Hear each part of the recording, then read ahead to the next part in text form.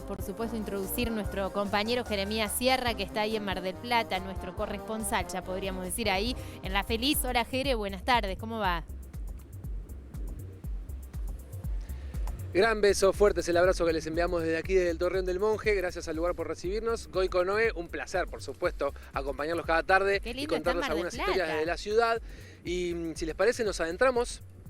Eso te iba a decir. Mirá el lugar donde estamos, ¿no? Sí. ¿Qué les parece el Torreón del Monje? No, hermoso. Hermoso. Me encanta. Mucha gente en el mar, ¿eh? Sí, se ve ahí, divino está. ¿Cómo está el tiempo, Jere?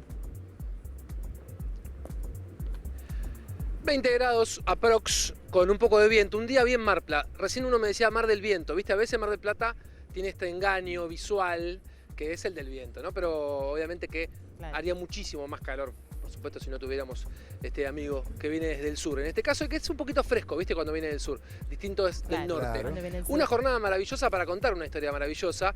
Lo adelantaron y... les conté alguna vez, o lo hemos charlado, de lo que sucede en esta ciudad tan particular en la que vemos, por ejemplo, corriendo por la costa atletas olímpicos, que vas al mar y te encontrás con un surfista que va a los Juegos, gente reconocida en todas sus disciplinas y demás, pero un héroe pocas veces podemos tener como este maestro. Quiero pedir el enorme aplauso de todos para el señor Julio Aro. Julio, siempre un gusto charlar contigo, es un placer. No sé si hacía falta la presentación rimbombante, pero Goico y Noé te escuchan. Hemos charlado un poco, conocemos mucho aquí tu historia, pero contale a todo el país lo que es ser Julio Aro.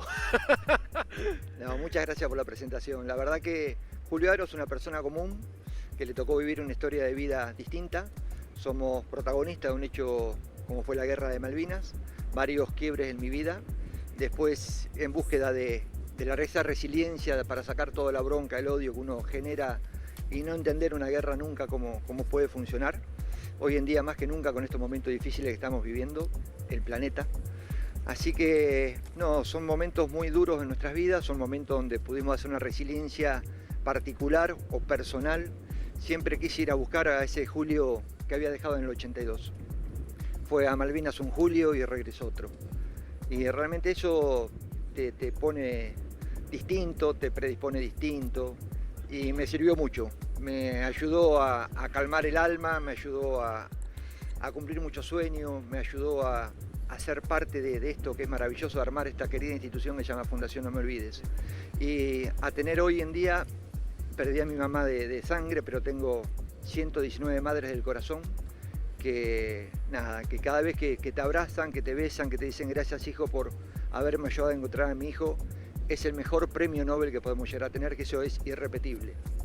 Es fabuloso, ya mismo los escucha, chicos. Solo agrego un detalle o dos, que primero los guardavidas de la ciudad tienen la bandera de guardavidas, una con el clima, lo que sucede con el mar y demás, y otra con las Malvinas argentinas. Y por otro lado, bueno, hay mucho que contar y charlar, pero te presento a Noé y a Goico que están allí. Un gusto, Goico. Julio, ¿cómo estás? Buenas, ¿cómo van? Acá Noé también. Hola, ¿cómo estás? Julio, la Muy bien, verdad Noé, que, bueno, uno por supuesto fue repasando un poco tu historia, ¿no? Y todo lo que vos hiciste, pero queremos contárselo a la gente. ¿Cómo fue esa vuelta a Malvinas y cómo empezó todo ese proceso a través de la fundación de reconocimiento de los soldados caídos en la guerra? Mira, yo recién te contaba, Noé, que quise ir a buscar a ese Julio que había estado en el 82. Hoy llevo 12 viajes hechos a las islas y todavía ese Julio no lo puedo traer nunca. Viene de a poquito ese Julio. Nunca va a volver el mismo Julio que fue. Y en ese viaje cuando fui en búsqueda, que fue en el 2008, el 2 de abril del 2008, a lo primero que hice es buscar a mis compañeros que había enterrado y no los pude encontrar. Es como profe, te puedo decir la cantidad de sangre que producimos, los huesos que tenemos, pero no las lágrimas que poseemos, porque no paré de llorar toda la semana. Fui a visitar el cementerio de Darwin y encontré ahí más de 123 placas que decían la leyenda soldado argentino, solo conocido por Dios. Esa placa literalmente fue la que me partió la cabeza. Esa placa fue la que te pones en el lugar del otro, y si me hubiera tocado quedarme en las islas, hubiera sido uno de ellos, porque yo no tenía mi chapita identificatoria. Entonces recorrer ese cementerio a lo largo y a lo ancho buscando a Chávez, Bordón, Valvidar, Orivejer, compañeros del Regimiento 6 que eran compañeros míos de mi regimiento y no encontrarlos. Ahí donde tenés la empatía con el otro y te pones en el lugar del otro y decís, pobres madre, ahora entendés esas burbujas cuando habíamos llegado, que pasaba que lloraban y no entendías por qué. Lloraban porque no habían vuelto sus hijos. Así que encima de haber muerto en Malvinas, habían perdido el nombre y no sabían en cuál de esas tumbas estaba su hijo. Así que fue una misión que nos pusimos, armamos un proyecto que se llamó Identidad Compartida, de colocar a una mamá de un soldado argentino con una mamá de un soldado inglés, preguntarle a ambas madres quién había ganado la guerra y para ambas madres perdieron las dos la guerra. Perdieron su ser querido, que es su hijo. Ese proyecto hace que en el mismo año, en el 2008, el 17 de octubre, estamos en Londres, gracias a Sama 82, que es un grupo que maneja todos los veteranos ingleses. Fuimos invitados por ellos, con José María Racha, con José Luis Capurro. Y en ese viaje, gracias a Dios, ninguno de los tres hablamos inglés. Ellos sabían y nos ponían diferentes traductores. Esos traductores que íbamos a diferentes lugares, a campos donde había gente amputada, lugares psiquiátricos. Queríamos ver de qué forma trabajaban con todos los veteranos y preguntar, que esa placa nunca la entendíamos en el cementerio, qué es lo que había pasado. Un día viene otro traductor que se llama Jeffrey Cardoso y cuando termino la charla con esto, diciendo que traduciera esto, que me molestaba mucho la placa del cementerio, que no la entendíamos por qué estaba de esa manera, a él le cambió la cara rotundamente, que era nuestro traductor. Él se tomó la pera, lo dijo y a partir de ese día, todos los días que nos quedamos, él siguió siendo nuestro traductor. Pidió personalmente acompañarnos a todos lados. Nos estudiaba, él cuenta ahora con el tiempo que veía entre nosotros un inmenso dolor y nos animaba a decirnos, hasta que el último día, antes de venirnos, un sábado, había un partido de fútbol, estaba entrenando Carlitos Tevez en Londres y lo queríamos ir a ver porque no trabajaban los sábados. Ellos dijeron, no, ningún Tevez, hay otra reunión. Tuvimos esa reunión con ellos, un grupito muy reducido, nos cuentan la diferencia entre una organización o una fundación, que ellos no tienen problema en hablar con organizaciones o con fundaciones, sí con los gobiernos tienen problemas entre ellos, así que con nosotros podían hablar tranquilamente. Nos fuimos a brindar, a tomar una cerveza para despedirnos y Jeffrey en ese momento tiene un pilotín muy grande, saca un sobre de madera muy grande y dice quién era. Él había sido capitán, llegó a Malvinas una vez finalizado el conflicto, tenía una misión que era calmar a su tropa, pero se encontró con que cada rato lo llamaban y le decían que habían encontrado un cuerpo y él iba como con su helicóptero a ver dónde lo habían encontrado y él se acordó, cuenta ahora que él se acordó tanto del beso que le dio su mamá antes de irse a la guerra, que inmediatamente se acordaba de la mamá de ese valiente soldado argentino muerto. Él no le dice cuerpo, es un valiente soldado argentino. Y que no hay un protocolo de cómo se entierra a una persona. Él pidió las bolsas mortuorias, le puso una bolsa blanca, le puso una bolsa negra, le puso otra bolsa más, le puso un cajón, anotó las pertenencias, las coordenadas donde los encontró, el detalle puso de cada una de las cosas. Y gracias a eso, el 19 de febrero de 1983 se hace una ceremonia con un entierro maravilloso en Darwin. Esa persona, Jeffrey Cardoso, nunca pensó que íbamos a tardar tanto tiempo en hacer lo que es hoy el plan de proyecto humanitario, que gracias a Dios hoy el presidente anunció hace días que está en la tercera etapa. Así que nos hace muy feliz de poner las cosas bien en claro.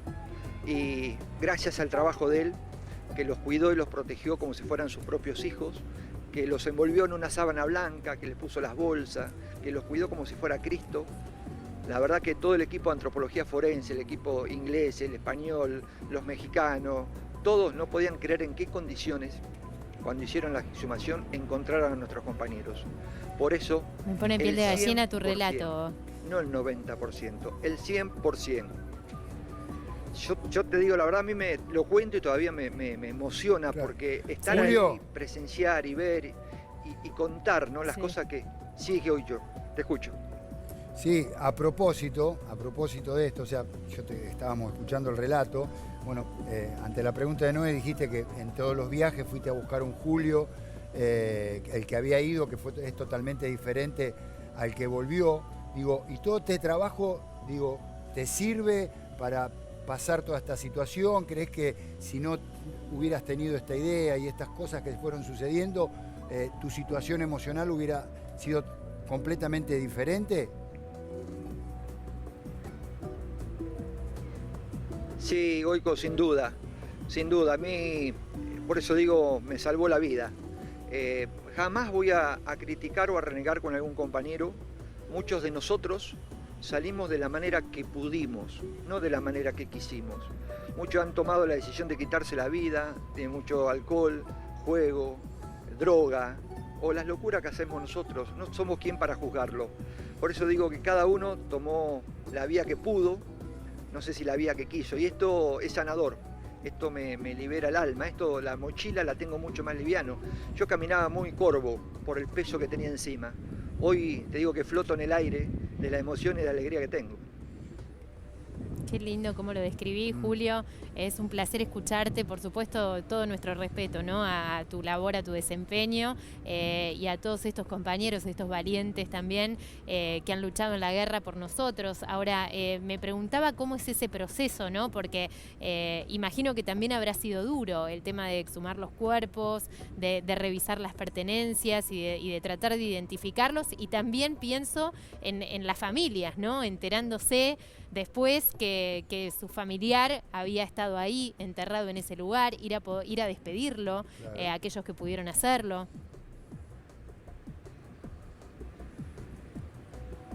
Mira, Noé, es un trabajo artesanal, realmente artesanal.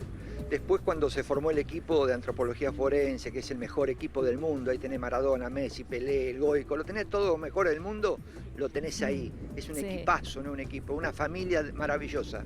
Pero el trabajo artesanal que hubo que hacer es recorrer el país a lo largo y a lo ancho, ir a Corriente, a Chaco, donde no hay cementerio, sino que vos encontrás en la vera del camino, en la ruta, en los campos, tumbas, bajarte, sacarle una foto y a ver si coincidía el apellido de ese familiar con algún compañero que faltaba.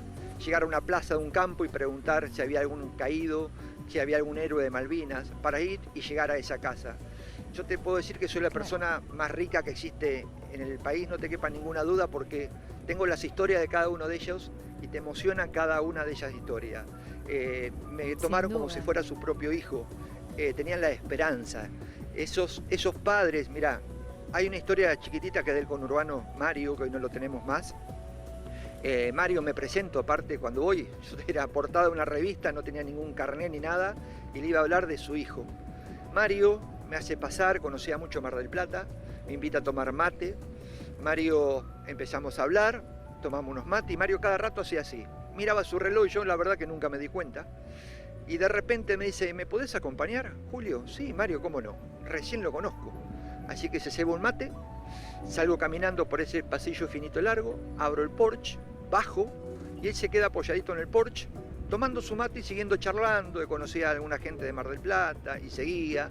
Y yo no sé puntualmente si pasaron 5, 10, 15 minutos, pero de repente me dice, listo Julio, ya está, vamos.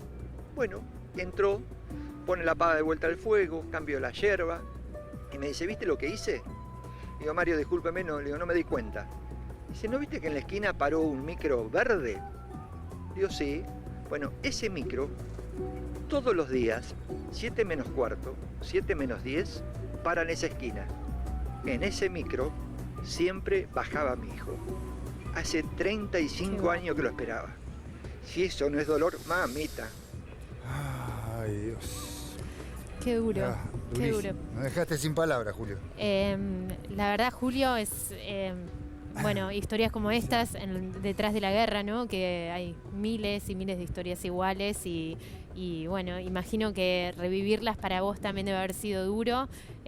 Por eso es todavía más admirable, ¿no? Tu trabajo. La verdad que los felicitamos tanto a vos como a toda la fundación. Antes de cerrar, Goico, no sé si hay algo más para preguntar, pero a mí me gustaría saber cómo es el tema de la candidatura al Nobel, de la Paz. que me parece muy importante y bueno, y también nos llena un poco de orgullo, ¿no? Siendo vos argentino y tenerte ahí en ese rango.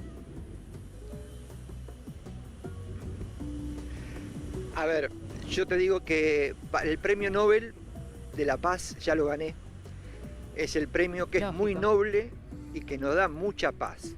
Y si algún día tenemos la suerte de poder levantar ese premio, jamás seríamos nosotros los ganadores. Los ganadores son ustedes, o los postulantes son ustedes, los medios, los postulantes son los compañeros, los postulantes son siempre la gente que nos acompañó. La Pero si familia. realmente hay un ganador, son mis compañeros que no volvieron y las madres que los parieron, Mm. no nosotros. Y por último, déjame decirte que nunca nosotros, hasta el último día de nuestro suspiro, a veces, mira, me tocaba dar una charla en Ginebra de esto con los antropólogos. Y les contaba y algunos se reían cuando le decíamos que recomendamos con la fundación que miren 2 películas y que le pedíamos con la fundación que ayudaran a mi hija el día que su papá se muera. La película que le recomendamos que miren es Coco. Es ese pequeño personaje de Disney que entra en el mundo de los muertos y se da cuenta cuando las personas se mueren. Las personas se mueren cuando se olvidan de ello. Y por último, que Tal cual. acompañen a mi hija el día que su papá se muera y que necesita un cajón más grande que el normal. Tiene que ser un cajón mucho más largo. Porque el día que su papá se muera quiero que me entierren así. Con los brazos estirados. Eso implica que ni siquiera muerto bajamos los brazos. Muy lindo.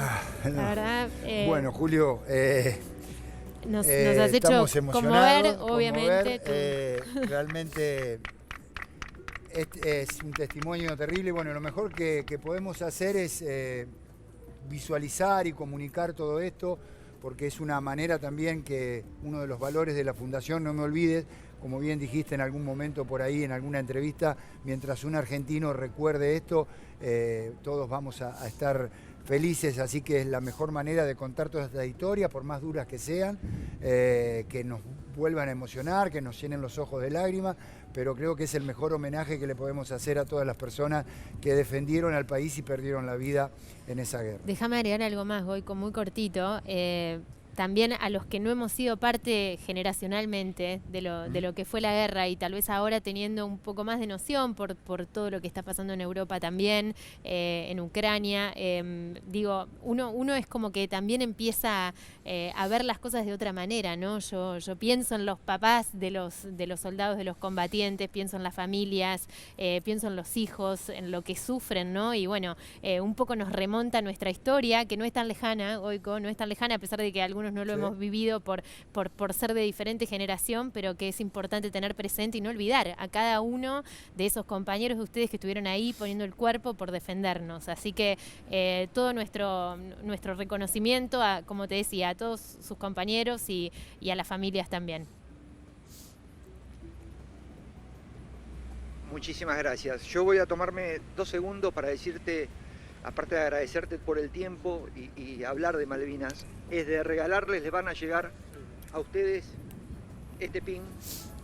Es un pin que está recorriendo, que lo tienen desde los isleños, los ingleses, todo el mundo que lo hemos hecho con la Fundación, que es un pin dorado, que es negro en el fondo con el luto que implica lo que es la guerra de Malvinas, y el dorado por el brillo que tienen las islas. Así que vamos a alcanzarle para que cada uno de ustedes tenga un pin y lo recuerden los 365 días del año. Muchísimas gracias. Va a ser un honor tenerlo. Gracias, Julio. Exacto. Gracias, Un Julio. beso gigante. Gracias, Jeremías, también, abrazo grande.